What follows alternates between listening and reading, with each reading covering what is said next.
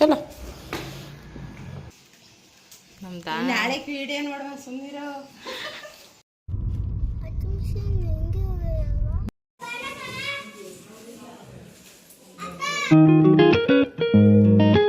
Hi hello ನಮಸ್ತೆ ಎಲ್ಲರಿಗೂ ನನ್ನ ಚಾನಲ್ಗೆ ವೆಲ್ಕಮ್ ಹೇಳ್ತಾ, ಇದೇನಪ್ಪ ಸ್ಟಾರ್ಟಿಂಗ್ಗೆ ಕೊರಿಯರ್ ಬಾಯ್ನ ತೋರಿಸ್ತಿದ್ದಾಳೆ ಅಂತೀರಾ? ಹೌದು, ಡೆಲಿವರಿ ಎಲ್ಲ ಆದಮೇಲೆ ನಾವು ಪತ್ತೆ ಮಾಡೋದ್ರಿಂದ ಸ್ವಲ್ಪ ನಮಗೆ ಪೌಷ್ಟಿಕಾಂಶ ಬೇಗ ಸೇರಿ ಬಾಡಿ ರಿಕವರಿ ಆಗೋಕ್ಕೆ ಸ್ವಲ್ಪ ಟೈಮ್ ತಗೊಳುತ್ತೆ. ಅದೇ ಗ್ಯಾಪಲ್ಲಿ ನಮ್ಮ ಬಾಡಿಲಿ ಪ್ರೆಗ್ನೆನ್ಸಿಗೂ ಮುಂಚೆನೇ ಶುಗರು ಅಥವಾ ಥೈರಾಯ್ಡು ಇರುತ್ತೆ. ಸೊ ಆ ಡಿಫಿಷಿಯನ್ಸಿ ಇರೋದ್ರಿಂದ ನಮ್ಮ ಹಾರ್ಮೋನ್ಸ್ ಇಂಬ್ಯಾಲೆನ್ಸ್ ಆಗಿರುತ್ತೆ. ಸೊ ಈ ಟೈಮಲ್ಲಿ ನಮ್ಮ ಬಾಡಿಲಿ ವಿಟಮಿನ್ಸು, ಐರನ್ನು, ಕ್ಯಾಲ್ಶಿಯಮು, ಮೇಯ್ನಾಗಿ ಹಿಮೋಗ್ಲೋಬಿನ್ನು ಕಮ್ಮಿ ಆಗ್ತಾ ಇರುತ್ತೆ. ನಮಗೆ ಪ್ರೆಗ್ನೆನ್ಸಿಲಿ ಅಷ್ಟು ಬರೋಲ್ಲ, ಯಾಕಂದರೆ ನಾವು ಕ್ಯಾಲ್ಸಿಯಮು ಮತ್ತು ಐರನ್ ಟ್ಯಾಬ್ಲೆಟ್ ತೊಗೋತಿರ್ತೀವಿ ರೆಗ್ಯುಲರಾಗಿ, ಆ್ಯಂಡ್ ಫ್ಯೂಲಿಕ್ ಆ್ಯಸಿಡ್ ಟ್ಯಾಬ್ಲೆಟನ್ನು ತೊಗೋತೀವಿ. ಹಾಗಾಗಿ ನಮ್ಮ ಬಾಡಿಲಿ ಏನೂ ವ್ಯತ್ಯಾಸ ಬರೋಲ್ಲ. ಆಗ ನಾವು ಮಗುನ ನೋಡ್ಕೊಳ್ಳೋ ಕಡೆ ಬ್ಯುಸಿಯಾಗಿ ನಾವು ನಿಶಕ್ತಿಯಾಗಿರ್ತೀವಿ. ಹಾಗಾಗಿ ನಮ್ಮ ಹೇರ್ ಫಾಲ್ ಸ್ಟಾರ್ಟ್ ಆಗುತ್ತೆ ಆ್ಯಂಡ್ ಬಾಡಿ ವೀಕ್ ಆಗುತ್ತೆ. ನನಗೂ ಕೂಡ ಡೆಲಿವರಿ ಆಗಿ ಒಂದು 2-3 ಮಂತ್ಸಲ್ಲಿ ಹೇರ್ ಫಾಲ್ ಸ್ಟಾರ್ಟ್ ಆಯಿತು. ದೊಡ್ಡವ್ರು ಹೇಳ್ತಾರೆ ಮಕ್ಕಳು ನೋಡಿ ನೆಗಾಡೋದ್ರಿಂದ ಕೂದಲು ಉದುರುತ್ತೆ ಅಂತ, ಬಟ್ ನಮ್ಮ ಬಾಡಿಯಲ್ಲಿ ಐರನ್ ಮತ್ತು ಕ್ಯಾಲ್ಸಿಯಮು ವ್ಯತ್ಯಾಸ ಆಗೋದ್ರಿಂದ ಕೂದಲು ಉದುರೋಕೆ ಸ್ಟಾರ್ಟ್ ಆಗುತ್ತೆ. ಫೀಡಿಂಗ್ ಮಾಡಬೇಕಿದ್ರೆ ನಾವು ಯಾವುದೇ ಥರ ಟ್ಯಾಬ್ಲೆಟ್ಸ್ ತಗೊಳ್ಳೋಕ್ಕೆ ಸ್ವಲ್ಪ ಹಿಂಜರಿತೀವಿ, ಯಾಕಂದರೆ ಡಾಕ್ಟರ್ ಸಜೆಸ್ಟ್ ಮಾಡ್ದಲ್ಲ ಯಾವುದನ್ನು ತಗೊಳ್ಳೋ ಹಾಗಿಲ್ಲ. ಡೋಸೇಜ್ ಮೇಲೆ ಎಲ್ಲದನ್ನು ಡಾಕ್ಟರ್ಸು ಪ್ರಿಫರ್ ಮಾಡ್ತಾರೆ. ಬಟ್ ಇದನ್ನು ನೀವು ಆರಾಮಾಗಿ ಯೂಸ್ ಮಾಡ್ಬೋದು, ಯಾಕಂದರೆ ಫೀಡಿಂಗ್ ಮದರ್ಸು ಯೂಸ್ ಮಾಡ್ಬೋದು ಅಂತ ಇದೆ. ಆ್ಯಂಡ್ ಈ ಪ್ರಾಡಕ್ಟ್ನ ನಾನು ಇನ್ಸ್ಟಾದವ್ರದ್ದು ಬಾಡಿ ವೈಸ್ ಅಂತ ಪೇಜ್ ಇತ್ತು, ಅದರಲ್ಲಿ ಹೋಗಿ ಆನ್ಲೈನಲ್ಲಿ ಆರ್ಡರ್ ಮಾಡಿದೆ. ಹೇರ್ ಹೆಲ್ತ್ ಗಮ್ಮೀಸ್ ಅಂತ ಹೇಳ್ಬಿಟ್ಟು ಸಿಗುತ್ತೆ. ಅದರಲ್ಲಿ ಬಯೋಟಿನು, ಮಲ್ಟಿವಿಟಮಿನ್ಸು, ಜಿಂಕು ಇದೆಲ್ಲ ಬಾಡಿಗೆ ಸೇರೋದ್ರಿಂದ ನಮ್ಮ ಕೂದಲು ನಾವು ಸ್ನಾನ ಮಾಡ್ಕೊಂಡು ಸ್ವಲ್ಪ ರಫ್ ಆಗಿರುತ್ತೆ ಆ್ಯಂಡ್ ಸ್ವಲ್ಪ ಒಂಥರ ಗುಂಗುರು ಕಟ್ಕೊಳ್ತಾ ಇರೋ ಥರ ಆಗುತ್ತೆ. ಅದನ್ನು ಸ್ಟ್ರೈಟ್ ಮಾಡುತ್ತೆ ಆ್ಯಂಡ್ ಹೇರ್ ಫಾಲ್ ಕಂಟ್ರೋಲ್ ಕೂಡ ಮಾಡುತ್ತೆ. ಇದನ್ನು ನೀವು ರೆಗ್ಯುಲರ್ ಆಗಿ ಊಟ ಆದಮೇಲೆ ಮಧ್ಯಾಹ್ನನಾದ್ರು ಸರಿ ನೈಟ್ ಆದ್ರೂ ಸರಿ ರೆಗ್ಯುಲರ್ ಆಗಿ ಒಂದನ್ನು ತಿನ್ನಬೇಕು. ಇದನ್ನು ನಾನು ಫೀಡಿಂಗ್ ಮಾಡೋ ಮದರ್ಸ್ಗೆ ಪ್ರಿಫರ್ ಮಾಡ್ತೀನಿ, ಯಾಕಂದರೆ ನಾನು 2 ವೀಕ್ಸ್ ಯೂಸ್ ಮಾಡಾದ್ಮೇಲೆ ನಾನು ನಿಮಗೆ ರೆಫರ್ ಮಾಡ್ತಿರೋದು. ತುಂಬ ಒಳ್ಳೆ ರಿಸಲ್ಟ್ ಸಿಗುತ್ತೆ. ನನಗಂತೂ ಬಿಡೋದಿಂದನೂ ಕೂದಲು ಫುಲ್ ಉದ್ದುದಕ್ಕೇ ಉದುರುತ್ತಾ ಇತ್ತು. ಇದನ್ನು ತೊಗೊಂಡ್ಮೇಲೆ ಸ್ವಲ್ಪ ಕಮ್ಮಿ ಆಗಿದೆ. ಒಳ್ಳೆ ರಿಸಲ್ಟ್ ಬೇಕಂದರೆ ನೀವು ಇದನ್ನು ಕಂಟಿನ್ಯೂಸ್ ಆಗಿ 3 ಮಂತ್ಸ್ನ ಯೂಸ್ ಮಾಡಿ, ತುಂಬ ಒಳ್ಳೆ ರಿಸಲ್ಟ್ ಸಿಗುತ್ತೆ. ಜೊತೆಗೆ ಇದನ್ನು ಯೂಸ್ ಮಾಡ್ತಾ ಅದಕ್ಕೆ ಪರ್ಫೆಕ್ಟ್ ಆಗಿರೋ ಶಾಂಪೂ ಮತ್ತು ಕಂಡೀಷನರ್ನ ಹಾಕ್ತೆ ಹೋದರೆ ಕೂದಲಿಗೆ ಮತ್ತೆ ಅದೇ ಥರ ಡ್ಯಾಮೇಜ್ ಆಗೋ ಚಾನ್ಸಸ್ ಇರುತ್ತೆ. ಸೊ ಹಾಗಾಗಿ ನಾನು ನಿಮಗೆ ಈ ಶಾಂಪೂ ಮತ್ತು ಕಂಡೀಷನರ್ನ ರೆಫರ್ ಮಾಡ್ತಾ ಇದ್ದೀನಿ. ಬೇರ್ anatomy anti hair fall shampoo and conditioner ಸಿಗುತ್ತೆ ಜೊತೆಗೇನೆ. ಇನ್ನು ಈ ಶಾಂಪೂ ಬಂದು ನಿಮಗೆ ಅಮೆಝಾನ್, ಫ್ಲಿಪ್ಕಾರ್ಟ್ ಮತ್ತು ಇನೋವಿಸ್ಟ್ ಆ್ಯಪ್ ಅಂತ ಡೌನ್ಲೋಡ್ ಮಾಡಿಕೊಂಡು ಅದರಲ್ಲೂ ಕೂಡ ಆರ್ಡರ್ ಮಾಡ್ಬೋದು. ಸ್ಟಾರ್ಟಿಂಗ್ ಆರ್ಡರ್ ಮಾಡಿದಾಗ ನಿಮಗೆ ಆಫರ್ ಕೂಡ ಇರುತ್ತೆ. ನಾವು ರೆಗ್ಯುಲರ್ ಆಗಿ ಯೂಸ್ ಮಾಡೋ ಶಾಂಪೂಕ್ಕಿಂತ ಇದು ಸ್ವಲ್ಪ ಎಕ್ಸ್ಪರ್ಟ್ ಸೈಂಟಿಸ್ಟ್ ಕಡೆಯಿಂದ ಪ್ರಿಪೇರ್ ಆಗಿರೋ ಶಾಂಪೂ ಆಗಿರುತ್ತೆ. ಜಾಸ್ತಿ ಕೆಮಿಕಲ್ಸ್ ಇಂಗ್ರೀಡಿಯೆಂಟ್ಸ್ ಇರಲ್ಲ.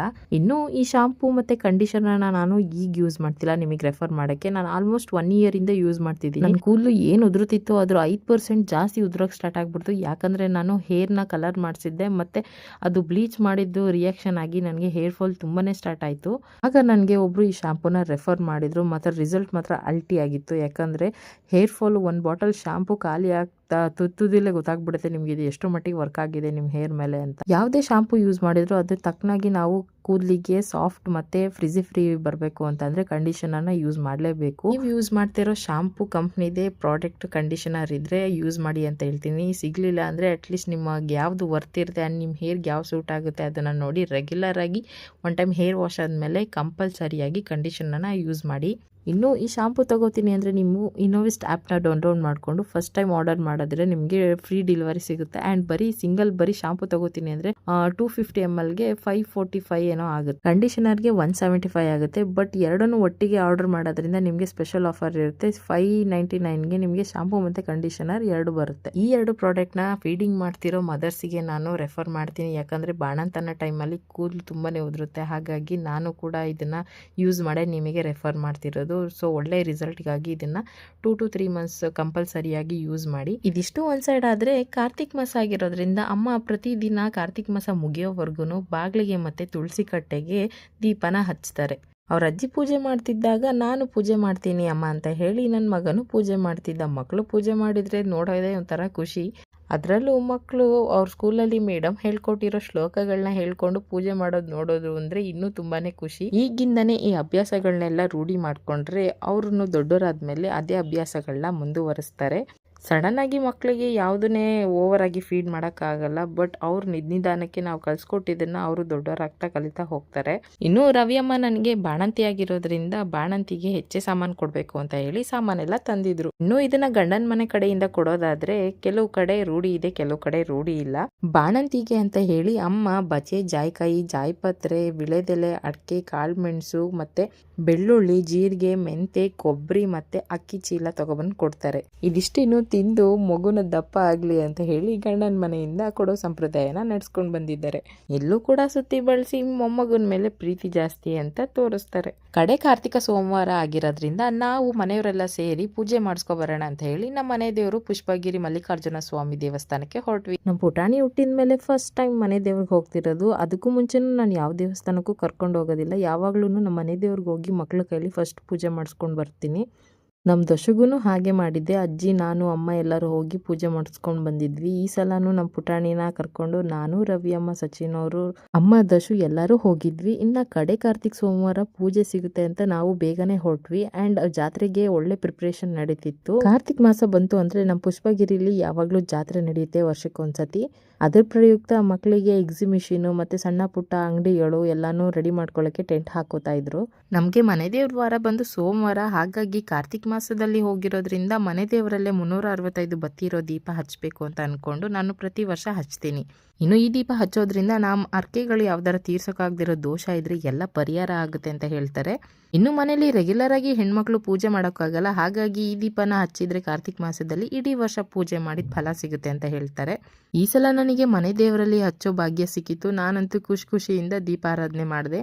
ನಂತರ ಎಲ್ಲ ಆದ್ಮೇಲೆ ಹಣ್ಣು ಕಾಯಿ ಎಲ್ಲ ಜೋಡಿಸ್ಕೊಂಡು ನಾವು ಪೂಜೆ ಕಡೆ ಹೊರಟ್ವಿ. ಕಡೆ ಕಾರ್ತಿಕ ಸೋಮವಾರ ಆಗಿರೋದ್ರಿಂದ ದೇವಸ್ಥಾನದಲ್ಲಂತೂ ತುಂಬಾ ಜನ ರಶ್ ಇದ್ರು. ನಾವು ಎಲ್ಲ ಪೂಜೆ ಎಲ್ಲ ಮುಗಿಸ್ಕೊಂಡು ಮಂಗಳಾರತಿ ತಗೊಂಡು ನಿಂತಿದ್ವಿ. ಇನ್ನು ಅರ್ಚಕರು ನನ್ನ ಮಗನ್ನ ನಮಸ್ಕಾರ ಮಾಡಿಸ್ಕೊಡ್ತೀನಿ ಅಂತ ಹೇಳಿ ಪಾಪುನ ಇಸ್ಕೊಂಡ್ರು. ಮೊದಲ ಬಾರಿಗೆ ನನ್ನ ಮಗ ದೇವಸ್ಥಾನಕ್ಕೆ ಹೋಗಿದ್ಕು ನನಗಂತೂ ದೇವ್ರ ಹತ್ರ ನಮಸ್ಕಾರ ಮಾಡಿಸ್ಕೊಟ್ರು. ತುಂಬಾ ಖುಷಿ ಆಯಿತು. ಮನಸ್ಸಿಗಂತೂ ತುಂಬಾ ಸಮಾಧಾನ ಆಯಿತು. ಮನೆ ಮಕ್ಕಳಿಗೆ ಮನೆ ದೇವ್ರ ಆಶೀರ್ವಾದ, ಅದು ಸೋಮವಾರ ನಾವು ಹೋಗಿದ್ಕು ನನ್ನ ಮಗನ ದೇವ್ರ ಹತ್ರ ನಮಸ್ಕಾರ ಮಾಡಿಸ್ಕೊಟ್ಟಿದ್ಕೆ ನನಗಂತೂ ಫುಲ್ ಖುಷಿ ಆಗೋಯ್ತು. ಹೀಗೆ ಎಲ್ಲಾದ್ರಲ್ಲೂ ಒಳ್ಳೇದು ಮಾಡಪ್ಪ ನನ್ನ ಮಕ್ಕಳಿಗೆ ಅಂದ್ಕೊಂಡು ನಾನು ದೇವ್ರ ಹತ್ರ ಬಿಡ್ಕೊಂಡು ಫುಲ್ ಖುಷಿಯಿಂದ ಹೊರಟ್ವಿ. ಇನ್ನೂ ಸಣ್ಣ ಮಕ್ಕಳನ್ನ ಆಚೆ ಕರ್ಕೊಬಂದ್ರೆ ಸ್ವಲ್ಪ ರಚ್ಚೆ ಶೆಕೆಗೆ ಎಲ್ಲ ಇದು ಮಾಡ್ತಿರ್ತಾರೆ. ನನ್ನ ಮಗನೂ ಕೂಡ ಅಳ್ತಿದ್ದ, ಹಾಗಾಗಿ ಅವನ ಸಮಾಧಾನ ಮಾಡಿಕೊಂಡು ನಾನು ಆಚೆ ಈಚೆ ಓಡಾಡಿಸ್ಕೊಂಡು ನಮಸ್ಕಾರ ಮಾಡಿಸ್ತಿದ್ದೆ. ಇನ್ನು ದೇವರಿಗೆ ಹರಕೆ ಮಾಡ್ಕೊಂಡಿರೋರು ದೇವರಿಗೆ ನೈವೇದ್ಯನ ಇಲ್ಲೇ ಎಲ್ಲರೂ ಪ್ರಿಪೇರ್ ಮಾಡ್ಕೋಬಹುದು. ಆ್ಯಂಡ್ ಕೆಲವರು ಹರಕೆ ಮಾಡ್ಕೊಂಡಿರೋರು ಊಟನೂ ಅಲ್ಲೇ ಕೊಡ್ತಾರೆ. ನಾವು ಮಧ್ಯಾಹ್ನ ಆಗಿದ್ದ ಕಾರಣ ಊಟ ಮಾಡ್ಕೊಂಡೇ ಹೊರಡೋಣ ಅಂತ ಹೇಳಿ ಊಟದ ಹಾಲ್ ಕಡೆ ಹೊರಟ್ರೆ ಅಲ್ಲಿ ಹಳೆ ಭೋಜನಾಲಯ ಕ್ಲೋಸ್ ಆಗಿದೆ ಅಂದ್ರು. ಮುಂಚೆ ಇದ್ದಿದ್ದು ಊಟದ ಹಾಲಲ್ಲಿ ಜಾಸ್ತಿ ಜನ ಕೂತು ಊಟ ಮಾಡೋಕ್ಕಾಗ್ತಿರ್ಲಿಲ್ಲ. ಆ್ಯಂಡ್ ಕೆಳಗಡೆ ಕೂತಿ ಊಟ ಮಾಡಬೇಕಿತ್ತು. ಹಾಗಾಗಿ ಬರೋ ಭಕ್ತಾದಿಗಳಿಗೆ ಹಿಂಸೆ ಆಗ್ತಿತ್ತು ಅಂತ ಹೇಳಿ ಹೊಸ ದಾಸೋಹ ಭವನ ನಿರ್ಮಾಣ ಮಾಡಿದ್ದಾರೆ.